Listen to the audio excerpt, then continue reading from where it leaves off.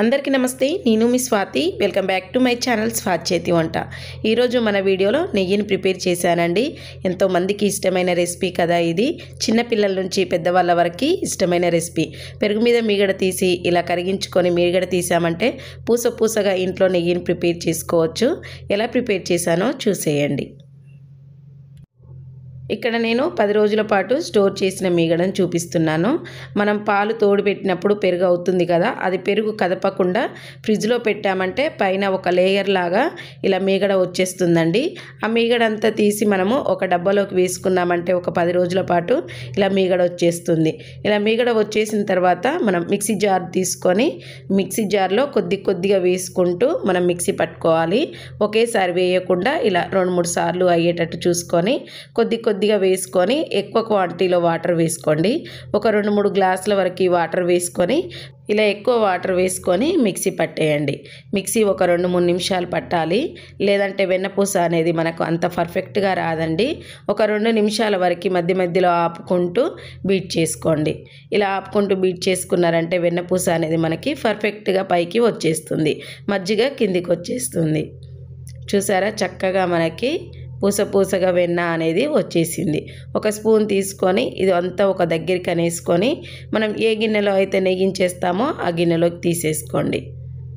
చక్కగా వెన్న అనేది వచ్చేసింది. పాల మీద మీగడ కూడా తీస్తారు కానీ ఆ నెయ్యి అంత టేస్ట్ ఉండదండి. ఇలా మీరు పెరుగు తోడు పెట్టి నెయ్యి చేశారంటే వెన్న అనేది టేస్ట్ చాలా బాగుంటుంది. ఇలా ఒక 10 డేస్ తర్వాత మనం చేయాలి. మళ్ళీ ఎక్కువ రోజులు ఉంచుకున్న బూజు వచ్చేస్తుంది. ఇలా ఒక 10 రోజులు అయితే సరిపోతుంది. ఇలా ఒక కడాయి తీసుకొని నేను అందులో ప్రిపేర్ చేస్తున్నాను. ఇలా వేసేసుకోండి. మొత్తం మిగతా ఉన్న మీగడ కూడా పట్టి వేసుకోండి. ఇలా 2 విడతల కింద పట్టేసుకొని వేసుకొని ఒకసారి కలిపేసి పొయ్యి మీద పెట్టేయండి. మంటని మీడియం ఫ్లేమ్లో లో ఫ్లేమ్లో ఉంచుకొని మనము నెయ్యి ప్రిపేర్ చేసుకోవాలి. హైలో అస్సలు పెట్టొద్దండి. ఫస్ట్ మీడియం ఫ్లేమ్లో ఉంచి తర్వాత లో ఫ్లేమ్లో పెట్టండి. మనం పొయ్యి మీద పెట్టిన వెమ్మటే మనకి వెన్న అనేది ఉట్టిగానే కరిగిపోతుంది. 2-3 నిమిషాలలో మనకి వెన్న అనేది ఇలా పూర్తిగా కరిగిపోతుంది. ఇప్పుడు సిమ్లో పెట్టేసి మనం ప్రిపేర్ చేసుకోవాలి. నెయ్యి చేసేటప్పుడు దగ్గర ఉండి కలుపుకుంటూ ప్రిపేర్ చేసుకోవాలండి. పక్కకు తప్పుకున్నామంటే మనకి అడుగు అంటుకుంటుంది మీగడ అనేది. ఇలా మరుగుతూ ఉన్నప్పుడు చిటికెడు పసుపు వేసుకోండి. పసుపు వేసుకోవడం వల్ల కలర్ కానీ టేస్ట్ కానీ చాలా బాగుంటుంది. మరీ ఎక్కువ వేయొద్దండి. వీడియోలో చూపిస్తున్నట్టుగా వేసామా లేదా అన్నట్టు చిటికెడు వేయండి. ఇలా చిటికెడు వేసుకొని కలిపేసుకోండి. చాలా వరకు కరివేపాకు వేస్తారు, తమలపాకు వేస్తారు, కానీ అవంత టేస్ట్ ఉండదండి. నెయ్యి ఇలా పిల్లలు తింటారు కదా, అంత ఇష్టంగా ఇష్టపడరు.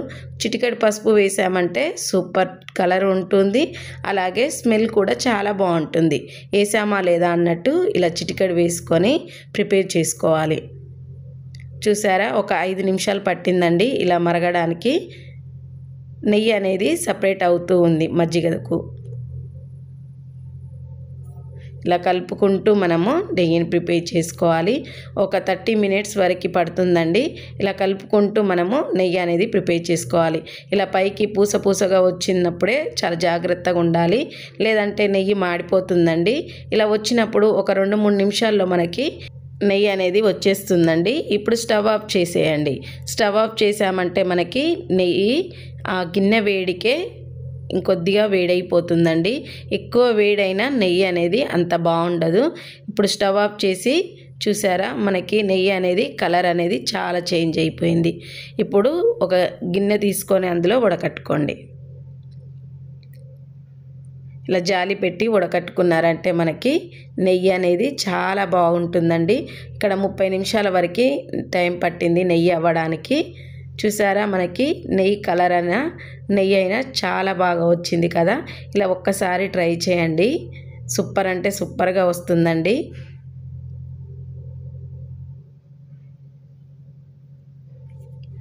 అంతే, ఎంతో సింపుల్గా నెయ్యి ప్రిపేర్ చేసుకోవచ్చు ఇంట్లోనే.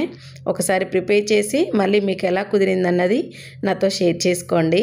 అలాగే ఈ వీడియో నచ్చితే లైక్ చేసి మీ ఫ్రెండ్స్కి రిలేటివ్స్కి షేర్ చేయండి. మరిన్ని ఈజీ టేస్టీ రెసిపీస్ కోసం స్వాతి చేతి వంట ఛానల్ని సబ్స్క్రైబ్ చేసుకోండి. మరొక మంచి వీడియోతో